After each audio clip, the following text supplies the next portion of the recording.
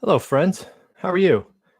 So, little thumbnail actually showed my other dog that I don't usually go out for walks, but he was up with me this morning, so I thought I'd give him a little time in one of these videos. Anyways, what I wanted to do this video is talk about the biggest difference I see between wholesaling, flipping, and buy and hold.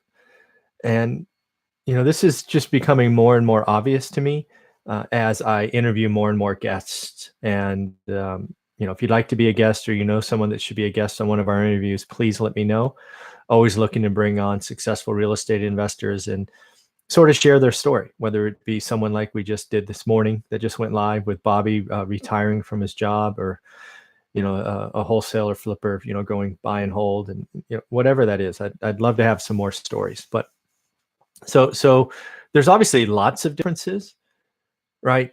The income that you get from flipping or wholesaling is what I call chunk money, right? The income you get from being a landlord, buy and hold, is, they call it mailbox money, right? At least semi-passive.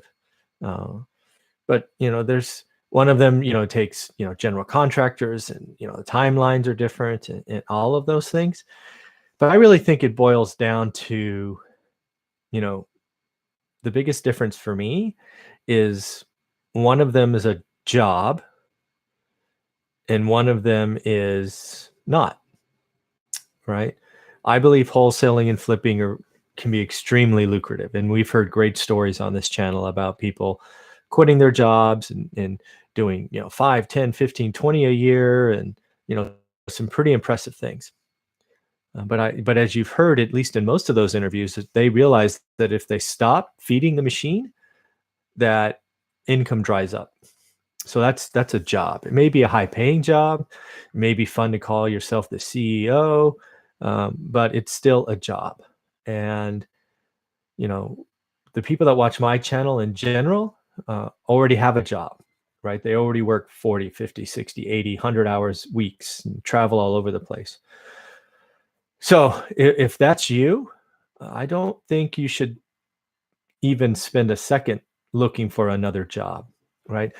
I see a lot of real estate investors get enamored with slick talk and all the possibilities and being creative. And you know what? It's okay. You don't have to do that. You can get involved in real estate and just be a boring buy and hold landlord. Yes, I know the stories about tenants, termites, toilets, trash, trouble, whatever you want to call it. But, you know, those are stories. Those are just stories, right? Right. Read our journey, right?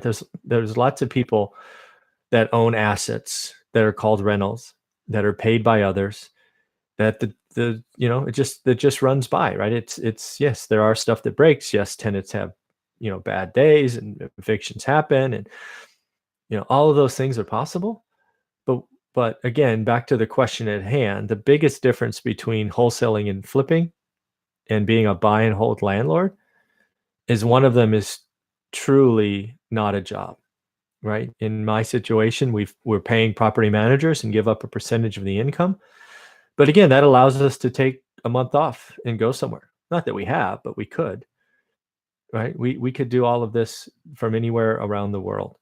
But if you're wholesaling and flipping, sure, you could try that, but you'd have to have really good boots on the ground and trust factors and all of that stuff. And, who knows how that ends.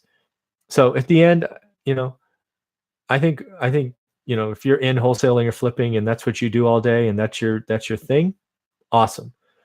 However, if you're watching this show and you're already a full-time employee, you're working in tech, you're working in finance, healthcare, government, whatever it is, there's only one of these three that allow you the opportunity to do that during the day and make it a side hustle, right? Being a buy and hold landlord really can be a great side hustle. It was a side hustle for me for 15 years and was wonderful. Yes, we had bad days. Yes, the business tested you, but it was a great side hustle. I couldn't have been a flipper or a wholesaler while I had my job. I was all over the planet. I didn't know where I was going to be on Friday when it was Monday, because my week would blow up. And I don't know. I think being a buy and hold landlord gets a lot of bad press. So I'm just here to tell you that it works. It's okay.